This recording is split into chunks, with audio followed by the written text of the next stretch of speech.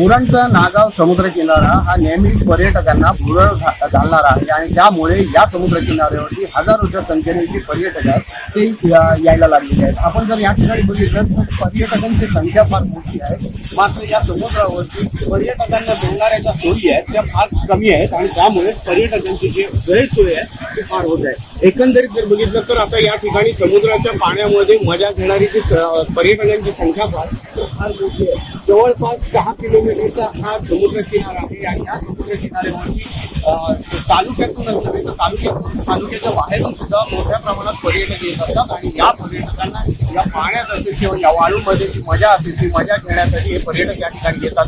मात्र ही मजा घेतल्यानंतरची त्यांची जी गैरसोय होते त्यामुळे कुठेतरी पर्यटक नाराजी व्यक्त करतात। एकंदरीतच बघितलं तर या समुद्र किनाऱ्यावरती संध्याकाळच्या वेळेला काळोख झाल्यानंतर लाईटची व्यवस्था केलेली आहे, हायमास लावलेले आहेत। हे हायमास पूर्णपणे बंद अवस्थेत आहेत आणि त्यामुळे या ठिकाणी काळोखाचं साम्राज्य पसरलं जातं आणि म्हणूनच या ठिकाणी पर्यटकांना वाट शोधून काढावी लागते आणि या दगडांमधून या ठिकाणी सुरक्षा बंधारा बांधलेला आहे।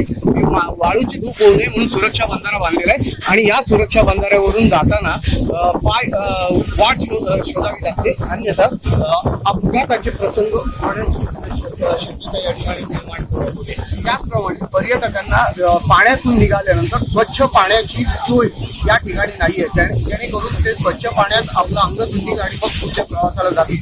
त्याचप्रमाणे या ठिकाणी स्वच्छतागृहाचा अभाव आहे आणि स्वच्छतागृह हवी असल्याची मागणी सुद्धा पर्यटकांकडून होते। म्हणजे एकंदरीतच जर बघितलं तर पर्यटक मोठ्या संख्येने येत असताना पर्यटकांना ज्या काही सुविधा हव्यात त्या सुविधा नाहीत। एवढ्या प्रचंड प्रमाणामध्ये पर्यटक या ठिकाणी येत असताना या समुद्र किनाऱ्यावरती सुरक्षा उपाय कुठे पाहायला मिळत नाहीये।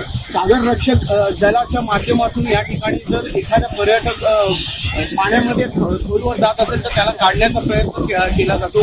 कुठे पर्यटक अडकले असेल तर त्यांना काढण्याचे प्रयत्न केले जातात, मात्र त्यांना हवे असलेली सुरक्षा उपकरणं त्यांच्याजवळ नसल्याने सुरक्षा रक्षक सुद्धा सागर सुरक्षा रक्षक सुद्धा आपला स्वतःचा जीव धोक्यात घालून हे इतरांची जीव वाचवण्याचं काम करत आहे। त्यामुळे या सुरक्षा रक्षकांना या ठिकाणी बसण्याची व्यवस्था म्हणजे एखादी सुरक्षा रक्षकांसाठी चौकी आणि त्याचबरोबर त्यांना असणारी सुरक्षा उपकरणं ही गरजेची आहेत। मात्र सुरक्षा उपकरणं सुद्धा या ठिकाणी नाही आहेत आणि सुरक्षा रक्षकांना बसण्यासाठी सुद्धा पूर्ण वेळ बसण्यासाठी सुद्धा जागा नाही।